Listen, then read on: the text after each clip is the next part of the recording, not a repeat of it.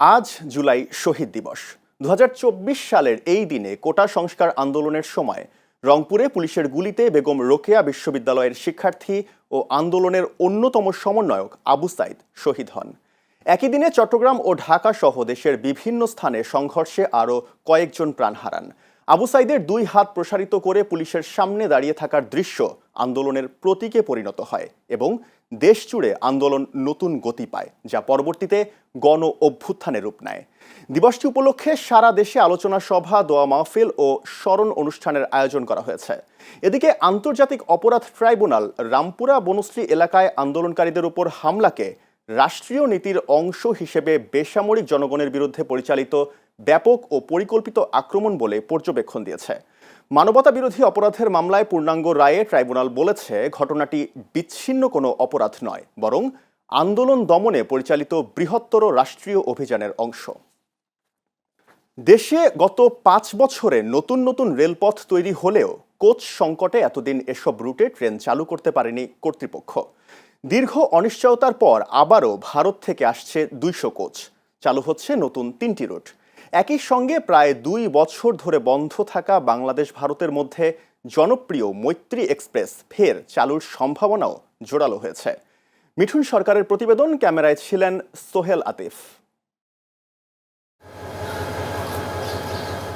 দীর্ঘ 2 বছর পর বাংলাদেশি নাগরিকদের জন্য পর্যটন সহ বিভিন্ন ধরনের ভিসা পরিষেবা পুনরায় চালু করেছে ভারত। সেই সিদ্ধান্তের পর এবার স্বাভাবিক হচ্ছে রেল যোগাযোগও। চলতি বছরের জুলাইয়ের শেষে ও আগস্টে ভারত থেকে আসছে 200 ব্রডগেজ কোচ। কূটনৈতিক মহলের মতে এই উদ্যোগ আরও এগিয়ে নেবে দুদেশের সম্পর্ক। দেশে রেলের কোচ সংকট কাটাতে দ্রুত ব্যবস্থা নেওয়ার দাবি সাধারণ যাত্রীদের। ভারতের সঙ্গে রেল যোগাযোগ পুনরায় চালু হলে কম খরচে চিকিৎসার জন্য ভারতে যাওয়া যাবে বলে মনে করছেন ভারত গমনেচ্ছুরা। আমরা দীর্ঘদিন ধরে রেলের কোচ সংকট শুনতেছি, কিন্তু আমাদের দাবি যে সরকার যেন দ্রুততার সাথে কোচগুলো এনে এই সংকটটা দ্রুত সমাধান করতে পারে। রেলের এই কোচগুলো যেন আরও উন্নত মানের হয় এবং আধুনিক হয় আর কি, ওইটাই আমাদের এই যাত্রীদের আর কি প্রত্যাশা আর কি। বাংলাদেশের অনেক মধ্যবিত্ত ফ্যামিলি আছে যারা অ্যাফোর্ড করতে পারবে না যে প্রাইভেট কার বা কোনো গাড়ি নিয়ে পার্সোনালি ইন্ডিয়াতে যেতে। সেক্ষেত্রে মৈত্রী এক্সপ্রেসটা চালু হলে মধ্যবিত্তদের জন্য অনেক সুফল বয়ে আনবে, কম খরচে ইন্ডিয়ায় চিকিৎসার জন্য যেতে পারবে। বাংলাদেশ ভারত মৈত্রী এক্সপ্রেস পুনরায় চালু করতে আগামী সেপ্টেম্বরে বৈঠকে বসছে ঢাকা দিল্লি। দীর্ঘদিনের অচল অবস্থা অবসানের উদ্যোগে স্বাগত জানালেন ভারতীয় সুশীল সমাজের প্রতিনিধিরাও। দুদেশের মানুষের মধ্যে সম্পর্কের ফলে উন্নত হবে, তার ফলে অনেক আস্থা বাড়বে এবং এটাতে শেষ পর্যন্ত দুই সম্পর্ক উন্নতি হবে। বাংলাদেশ রেলওয়ে বলছে, ভারত থেকে কোচ আসার পর বিভিন্ন রুটে ট্রেন সার্ভিস বাড়ানোর প্রক্রিয়া শুরু হবে নতুন রুটগুলোতে। খুব দ্রুত চালু হবে বাংলাদেশ ভারতের মৈত্রী এক্সপ্রেসও। জুলাই মাসের শেষে অথবা আগস্ট মাসের প্রথম দিকে আমরা কিছু সংখ্যক কোচ আমরা এটা পাবো এবং পাশাপাশি দুই দেশের মধ্যে ট্রেন চলাচলের জন্য সেপ্টেম্বরের প্রথম দিকে একটা মিটিং হবে। এই মিটিংয়ের সিদ্ধান্ত হবে দুই দেশের ট্রেন চলাচল কবে শুরু হবে। তবে আমরা আশা করি দুই দেশই এখন ট্রেন পরিচালনার বিষয়ে আগ্রহ প্রকাশ করেছে এবং আশা করি খুব তাড়াতাড়ি দুই দেশের মধ্যে আবার ট্রেন চলাচল শুরু হবে। এর আগে বাংলাদেশকে 120টি ব্রডগেজ যাত্রীবাহী কোচ, 36টি ব্রডগেজ লোকোমোটিভ এবং 10টি মিটার গেজ লোকোমোটিভ সরবরাহ করেছিল ভারত। 2024 সালে রাজনৈতিক পট পরিবর্তনের পর অন্তর্বর্তী সরকারের আমলে অনেকটা বরিতা রূপ নেয় বাংলাদেশ ভারত সম্পর্ক। বাংলাদেশিদের জন্য বন্ধ হয়ে যায় ভারতের ভিসা ও রেল পরিষেবা। নতুন সরকার আসার পর স্বাভাবিক হতে শুরু করছে দ্বিপাক্ষিক সম্পর্ক। মিঠুন সরকার, চ্যানেল এস, ঢাকা। নবায়নযোগ্য জ্বালানির ব্যবহার বাড়াতে বড় পদক্ষেপ নিয়েছে সরকার। আগামী সেপ্টেম্বরের মধ্যেই দেশের 19টি স্থানে স্থাপিত ছাদ ভিত্তিক বা রুফটপ সৌর বিদ্যুৎ প্রকল্প থেকে উৎপাদিত প্রায় 5 মেগাওয়াট বিদ্যুৎ জাতীয় গ্রিডে যুক্ত হবে। বাংলাদেশ বিদ্যুৎ উন্নয়ন বোর্ড জানিয়েছে, জ্বালানি উৎসের বহুমুখীকরণ এবং পরিবেশ বান্ধব বিদ্যুৎ উৎপাদন বাড়ানোর অংশ হিসেবে এসব প্রকল্প বাস্তবায়ন করা হচ্ছে। একই সঙ্গে 77.5 মেগাওয়াট উৎপাদন সক্ষমতার আরও 3টি বড় সৌর বিদ্যুৎ প্রকল্পের দরপত্র মূল্যায়ন চলছে। বর্তমানে দেশে সৌর বিদ্যুতের স্থাপিত উৎপাদন সক্ষমতা 1807.75 মেগাওয়াট, যা মোট বিদ্যুৎ সক্ষমতার প্রায় 5%। এছাড়া 918 মেগাওয়াট সক্ষমতার 12টি নতুন সৌর বিদ্যুৎ কেন্দ্র নির্মাণে ইতোমধ্যে চুক্তি হয়েছে। সরকারের লক্ষ্য আগামী 5 বছরে নবায়নযোগ্য উৎস থেকে 10,000 মেগাওয়াট বিদ্যুৎ উৎপাদন এবং 2030 সালের মধ্যে মোট বিদ্যুতের 20% ও 2040 সালের মধ্যে 30% নবায়নযোগ্য উৎস থেকে নিশ্চিত করা। টানা বর্ষণ ও পাহাড়ি ঢলে বন্যা এবং পাহাড় ধসে মৃতের সংখ্যা বেড়ে 57 জনে দাঁড়িয়েছে। আহত হয়েছেন 40 জনের বেশি মানুষ। দুর্যোগ ব্যবস্থাপনা ও ত্রাণ মন্ত্রণালয়ের সর্বশেষ তথ্য অনুযায়ী 7 জেলার 57টি উপজেলার 334টি ইউনিয়ন ও 9টি পৌরসভা ক্ষতিগ্রস্ত হয়েছে। দুর্গত মানুষের সংখ্যা বেড়ে দাঁড়িয়েছে 6,09,411 জনে এবং 4,079টি পরিবার আশ্রয় নিয়েছে আশ্রয় কেন্দ্রে। সরকার ইতোমধ্যে 1,75,00,000 টাকা নগদ সহায়তা ও 3,250 মেট্রিক টন চাল বিতরণ করেছে। এদিকে চট্টগ্রাম বিভাগের 5 জেলায় প্রায় 44,793 হেক্টর কৃষি জমি, 23,610টি পুকুর ও খামার, 789টি মাছের ঘের এবং 846টি সড়ক ক্ষতিগ্রস্ত হয়েছে বলে সরকারের পক্ষ থেকে জানানো হয়েছে। এতে ক্ষতিগ্রস্ত হয়েছেন প্রায় 11 লাখ মানুষ। ক্ষতিগ্রস্ত সড়ক, সেতু ও কালভার্ট মেরামতে প্রাথমিকভাবে প্রায় 423 কোটি টাকা প্রয়োজন হবে বলে ধারণা করা হচ্ছে। দর্শক, কক্সবাজার থেকে সহকর্মী আয়াস রনি জানাচ্ছেন সেখানকার বন্যা পরিস্থিতি ও জনদুর্ভোগের সবশেষ খবর।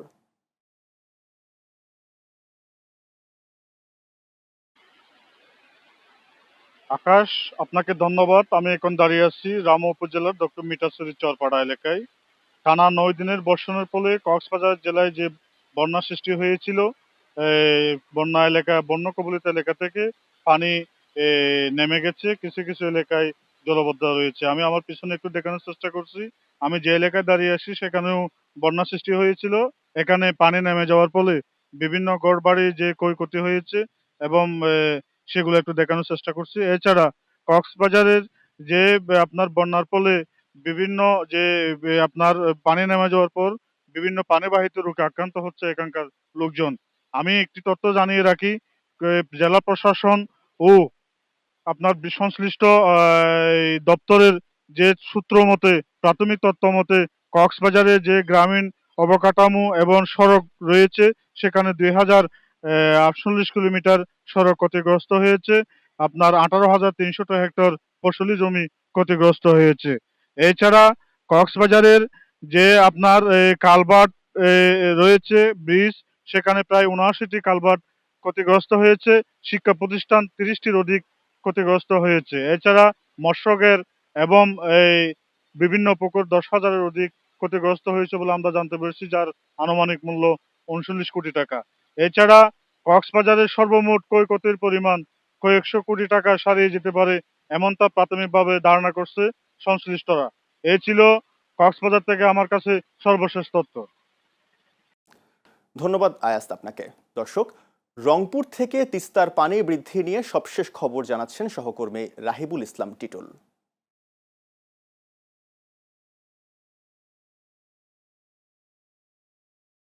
জি আকাশ, আপনাকে ধন্যবাদ। আপনি যেমনটা বলছিলেন সেটি হচ্ছে যে তিস্তা পাড়ের গত চারবারের মতো পানি বাড়ায় কিন্তু এই এলাকায় দুর্ভোগ বেড়েই চলেছে।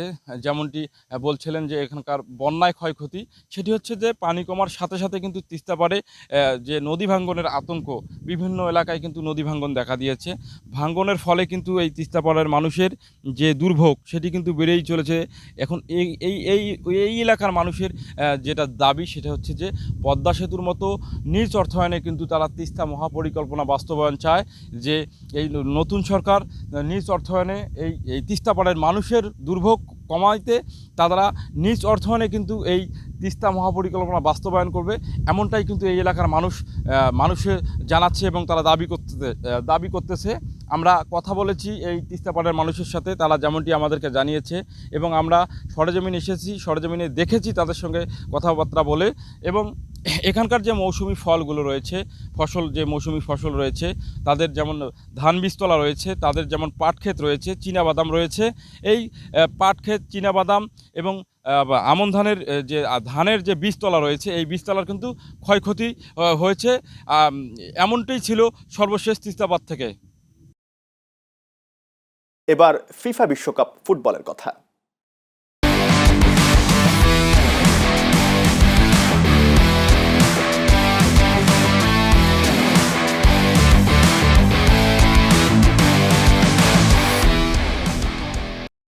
বিশ্বকাপের মঞ্চে আবারও ফিরে এলো আর্জেন্টিনার সেই চেনা রূপ। সময় যখন ফুরিয়ে আসছে ঠিক তখনই যেন জেগে ওঠে বিশ্ব চ্যাম্পিয়নরা। একের পর এক আক্রমণ, লিওনেল মেসির জাদুকরী দুটি অ্যাসিস্ট আর শেষ মুহূর্তের দুর্দান্ত প্রত্যাবর্তনে ইংল্যান্ডকে হারিয়ে টানা দ্বিতীয়বারের মতো বিশ্বকাপের ফাইনালে জায়গা করে নিয়েছে আর্জেন্টিনা। বিস্তারিত শান্ত মাহমুদের প্রতিবেদনে, ক্যামেরায় ছিলেন মাহমুদুল আজিজ।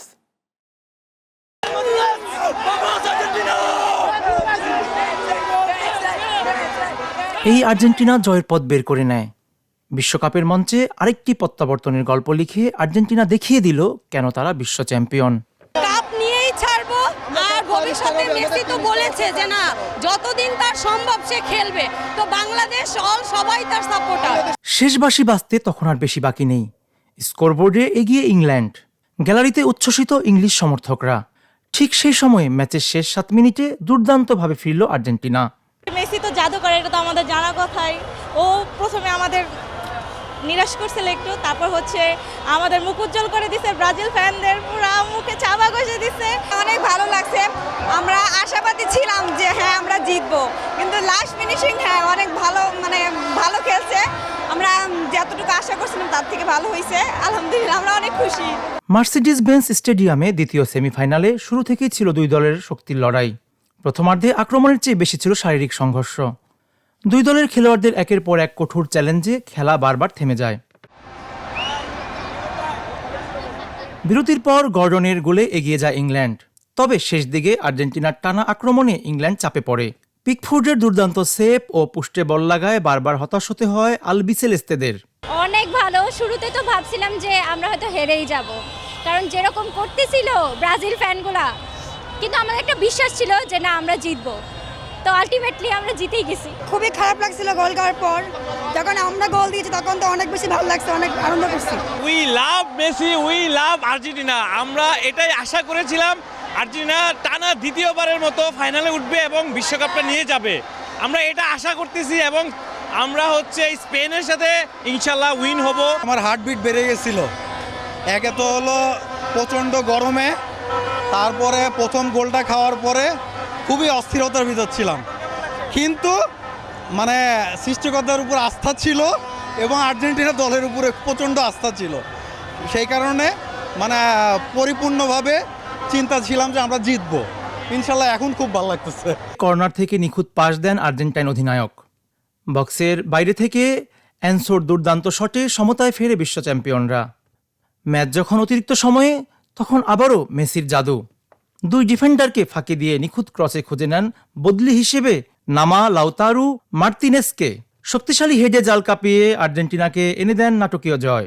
আমরা যে দল সাপোর্ট করছি সে দল জিতে গেছে, তো স্বাভাবিক ভালো লাগবে। আমাদের এখন টার্গেট আমরা স্পেনকে আটকিয়ে দেবো এবং ইনশাল্লাহ চ্যাম্পিয়ন হব। ওরা যে লেভেলের টল করে, ব্রেনলেস টল, এটা কোনো হয় না। ভিত্তিহীন কথা। আমার একটাই কথা, আমরা আমাদের ফিফা আমাদের জিতাই দিচ্ছে, সমস্যা নেই। আমরা ফাইনালে স্পেনের সাথে 2-1 গোলে জিতবো ইনশাল্লাহ। আমরাই উইন হব, আমরা বিজয়ী হব। এখন ইতিহাস গড়ার হাতছানি। 1962 সালে ব্রাজিলের পর প্রথম দল হিসেবে টানা দুটি বিশ্বকাপ জয়ের সুযোগ লিওনেল মেসিদের সামনে। রোববার নিউ জার্সির মেটলাইফ স্টেডিয়ামে শিরোপার লড়াইয়ে তাদের প্রতিপক্ষ 2010 সালের বিশ্ব champion Spain. Channel S news desk.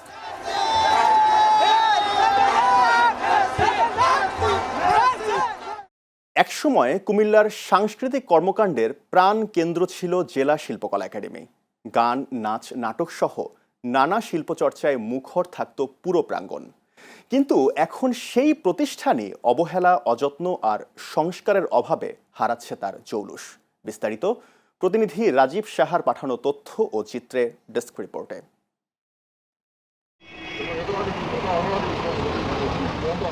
কুমিল্লার ঐতিহ্যবাহী সাংস্কৃতিক প্রতিষ্ঠান জেলা শিল্পকলা একাডেমি। জেলার শিল্প সংস্কৃতি চর্চার অন্যতম প্রধান এই কেন্দ্রটি এখন নিজেই বেহাল অবস্থার প্রতিচ্ছবি হয়ে দাঁড়িয়েছে।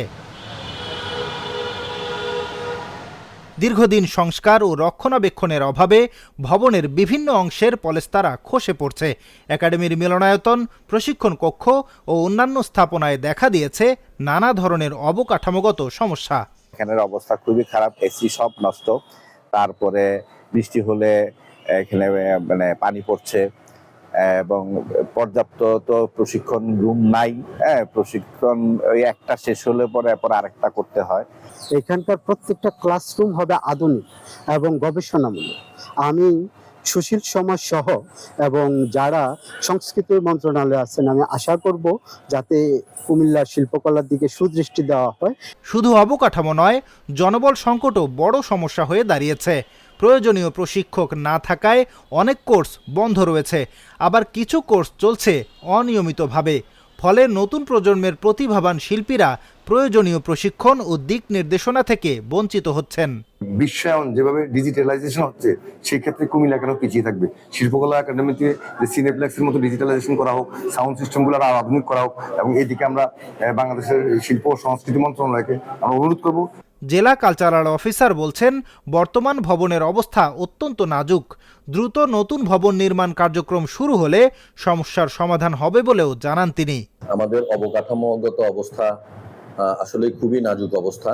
দেয়ালের পলিস্টার খসে পড়া থেকে শুরু করে আমাদের এসি গুলো অকার্যকর হয়ে আছে। এছাড়া যে সিটগুলো আছে সেগুলোতে কিছু সমস্যা আছে। বাংলাদেশের 11টি জেলায় নতুন ভবন নির্মাণের যেই প্রকল্প, সেখানে কুমিল্লা জেলা শিল্পকলা একাডেমির নাম রয়েছে। বর্তমান সরকার সাংস্কৃতিক বান্ধব সরকার, এবং আমারও মনে হয় খুব দ্রুতই এই নতুন ভবনের কাজ হয়তো শুরু হবে। এদিকে শিল্পকলা একাডেমির বেহাল অবস্থায় ক্ষোভ প্রকাশ করেছেন কৃষি, মৎস্য ও প্রাণী সম্পদ মন্ত্রী হাজী আমিনুর রশিদ ইয়াসিন। দ্রুত উন্নয়ন কাজ শুরু না হলে কুমিল্লাবাসীকে সঙ্গে নিয়ে নিজ উদ্যোগে সংস্কারের ব্যবস্থা করার কথাও জানিয়েছেন তিনি। এটা খুব দুর্ভাগ্যজনক এবং দুঃখজনক। হ্যাঁ, আমি বলে দিচ্ছি আগামী 1 মাসের মধ্যে হইলে হবে, আর নাইলে ওই কন্ট্রাক্টর কি করলো, আজকে এতদিনে শুধু ইলেকট্রিক কানেকশন হয়ে গেছে, এসিটা ফিট হবে না। দরকার হইলে আমরা কান্দির পাড়ে ছান্দা উড়াইয়া আমরা ওই এসি মেসি ফিট করাই আমরা শিল্প সংস্কৃতি একটি জাতির আত্মপরিচয়ের অন্যতম ভিত্তি। আর সেই চর্চার কেন্দ্র যদি অবহেলায় ধুঁকে ধুঁকে বাঁচে, তবে ক্ষতিগ্রস্ত হয় পুরো সাংস্কৃতিক অঙ্গন। তাই কুমিল্লা জেলা শিল্পকলা একাডেমিকে আবারও প্রাণবন্ত করে তুলতে দ্রুত কার্যকর পদক্ষেপের অপেক্ষায় শিল্পী, সংস্কৃতি কর্মী ও সচেতন নাগরিকরা। Channel S news desk.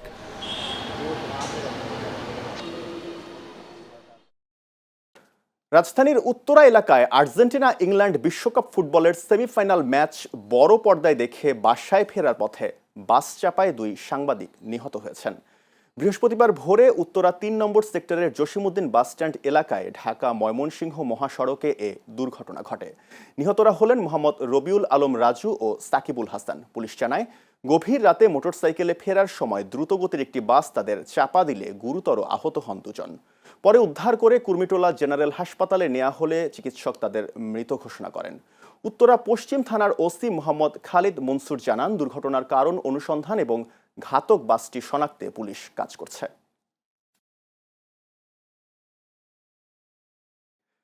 কিশোরগঞ্জের মিঠামইন উপজেলা বিএনপির সাবেক সভাপতি জাহিদুল আলম জাহাঙ্গীরকে কুপিয়ে হত্যা করেছে দুর্বৃত্তরা। এ ঘটনায় আহত হয়েছেন আরও 1 জন। হামলার সঙ্গে জড়িত সন্দেহে 3 জনকে আটক করেছে পুলিশ। প্রাথমিকভাবে রাজনৈতিক বিরোধকে কেন্দ্র করে এ হত্যাকাণ্ডের কারণ হিসেবে ধারণা করছে পুলিশ। পুলিশ জানায়, বুধবার রাতে উপজেলা সদরের কামালপুর এলাকায় নিজ বাড়ির সামনে হামলার শিকার হন জাহিদুল আলম জাহাঙ্গীর। বাজার থেকে বাড়ি ফেরার পর 3 জন দুর্বৃত্ত চাপাতি দিয়ে এলোপাতাড়ি কুপিয়ে গুরুতর আহত করে তাকে। পরে স্থানীয়রা জাহাঙ্গীরকে উদ্ধার করে কিশোরগঞ্জ শহীদ সৈয়দ নজরুল ইসলাম মেডিকেল কলেজ হাসপাতালে নিয়ে গেলে কর্তব্যরত চিকিৎসক তাকে মৃত ঘোষণা করেন।